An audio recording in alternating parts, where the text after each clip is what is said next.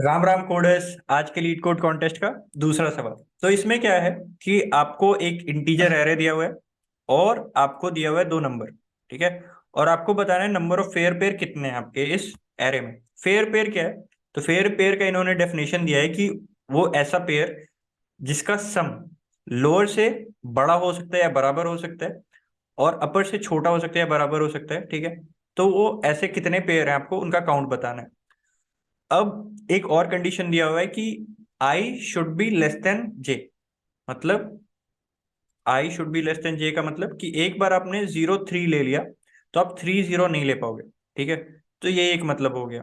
Simple simple सा literal meaning यही है कि जितने भी पेयर है उनको आपको यूनिकली काउंट करना है। मतलब 0 3 एक बार आपने ले लिया तो फिर आप 3 0 नहीं लेने वाले। ठीक है। तो यही सिंपल सा बात है। तो देखते हैं हम लोग क्या करेंगे, कैसे करेंगे। तो अगर मैं कभी भी चेक करना चाहता हूँ कि ठीक है इस एलिमेंट के कॉरस्पॉन्डिंगली कितने ऐसे एलिमेंट है इस रेंज के लिए। ठीक है। तो मैं क्या करता हूँ, तो ये बहुत ही सिमिलर है अपने टू सम के प्रॉब्लम से, जहां पर हम लोग बिल्कुल ही सेम चीज कर रहे होते थे। ठीक है। एक बार यहाँ पर मैं आपको दिखाता हूँ उसे टू सम से कैसे ये रिलेटेड है। सबसे पहले टू सम के लिए तो मुझे सॉर्ट करना पड़ेगा। मैं इसको सॉर्ट कर देता हूँ। 0 1 4 4 5 7। ठीक है। अब यहाँ पर क्या है कि मैं सबसे पहले जीरो पे गया। जीरो पे गया। अब यहां पर क्या है कि मुझे ऐसा नंबर चाहिए सच दैट उसका सम अगर मैं जीरो के साथ लूं तो that should be less than equal to 6 and greater than equal to 3। तो एक्स का वैल्यू क्या होना चाहिए? 3 से लेकर के 6 के बीच में होना चाहिए। तो 3 से लेकर के 6 के बीच में कितने सारे एलिमेंट्स हैं? तीन एलिमेंट्स हैं। तो यहाँ पर 3 हो गया मेरा आंसर। ठीक है। फर्दर अब मैं 1 पे जाता हूँ।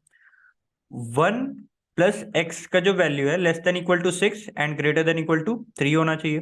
तो 1 इधर जाएगा तो ये क्या हो जाएगा? 2 से लेकर के 5 तक होना चाहिए।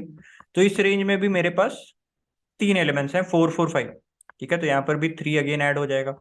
फिर फर्दर आते हैं 4 पे। 4 plus x should be less than equal to 6 and greater than equal to 3।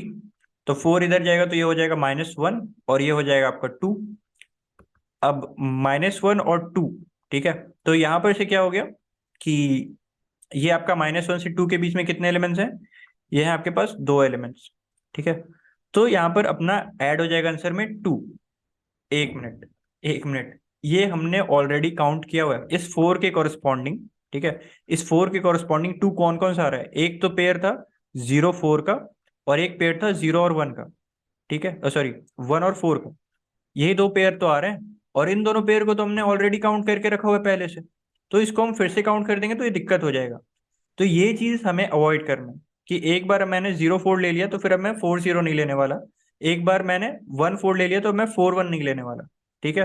तो इसके लिए मैं क्या करूंगा, जब भी मैं सर्च करूंगा तो मैं सर्च को इस तरीके से ऑप्टिमाइज करूंगा कि जो भी सर्च मैं कर रहा हूँ, ठीक है, अभी मैं 4 पे हूँ, तो अब मुझे जो भी एलिमेंट सर्च करना है वो मैं इस 4 के बाद से चेक करूंगा। ठीक है। इस 4 के बाद से मैं चेक करूंगा कि इस 4 के बाद कितने सारे ऐसे एलिमेंट्स आ रहे हैं जो कि -1 से लेके 2 के रेंज में है। ठीक है। आप खुद से अगर थोड़ा सा ऑप्टिमाइजेशन लगा दो तो आपको पता चल जाए, क्योंकि ये एरे सॉर्टेड है अपना। तो 4 के बाद 4 से छोटा एलिमेंट तो आपको कभी नहीं मिलने वाला। ठीक है। तो यहाँ पे से आप थोड़ा सा वो भी कर सकते हो मैनेज। तो आपका ये काम आसानी से, मतलब आप ब्रेकआउट भी कर जाओगे, बहुत ज्यादा अननेसेसरी काम आप अवॉइड भी कर सकते हो।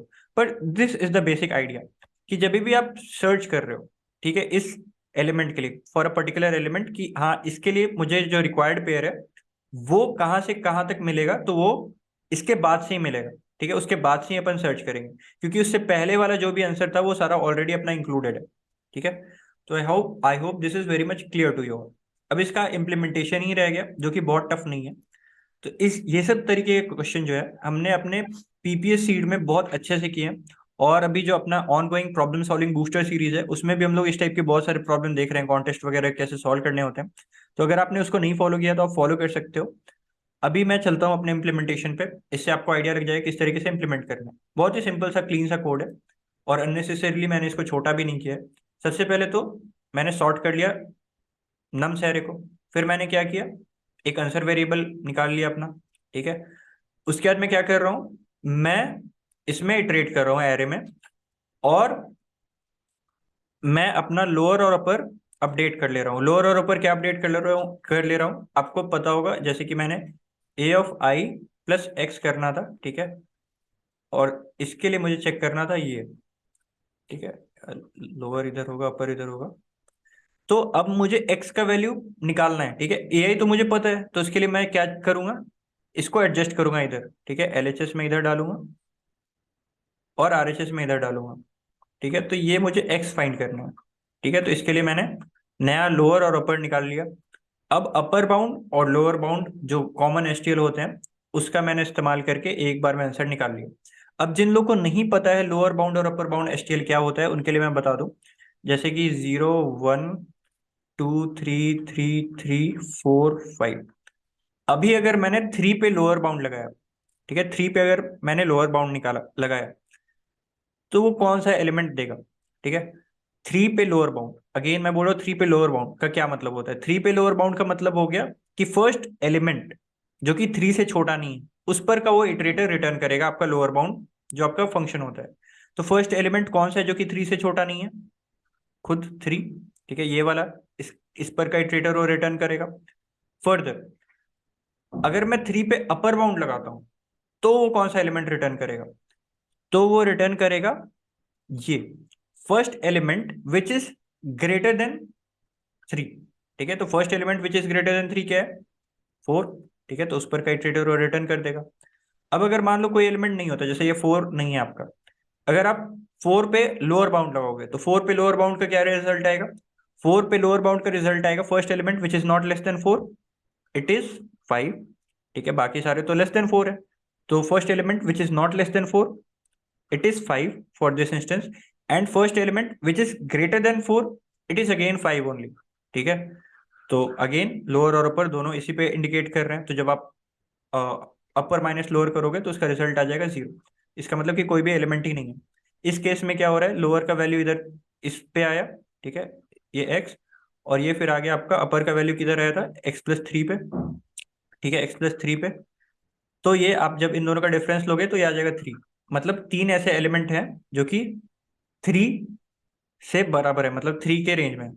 तो अगर मुझे इसका रेंज निकालना है, ठीक है, लोअर से लेके अपर तक के रेंज में कितने एलिमेंट्स हैं, तो मैं इस तरीके से लोअर बाउंड अपर बाउंड लगाऊंगा, ठीक है, अपर बाउंड में रखूंगा अपर पे और लोअर बाउंड में रखूंगा लोअर पे, और मैं सर्च करूंगा। और एक चीज और है, जब भी मैं सर्च करूंगा तो मैं i+1 से मैं सर्च करूंगा, क्योंकि जो पहले वाले पूरे के पूरे एरे में मुझे नहीं सर्च करना है, पूरे के पूरे मैं एरे में अगर सर्च करूंगा हर एक बार तो मेरा आंसर ट्वाइस हो जाएगा। अगर मैं इस तरीके से भी करता हूँ तो कोई दिक्कत का बात नहीं है, यहाँ पर से अगर मैं इसको हटाना भी चाहता हूँ तो मैं इसको हटा दूंगा, और फाइनली जो भी आंसर होगा उसको मैं बाई 2 कर दूंगा, तो that can also be done. तो आई होप कि आपको ये समझ में आ गया होगा। अगर इसके बाद भी कोई डाउट है तो आप कमेंट सेक्शन पे आ सकते हैं, या फिर आप जुड़ सकते हैं हमारे सोशल मीडिया पेजेस के हैंडल से, जिनका लिंक डिस्क्रिप्शन बॉक्स में दिया हुआ है। That's it for now, thank you.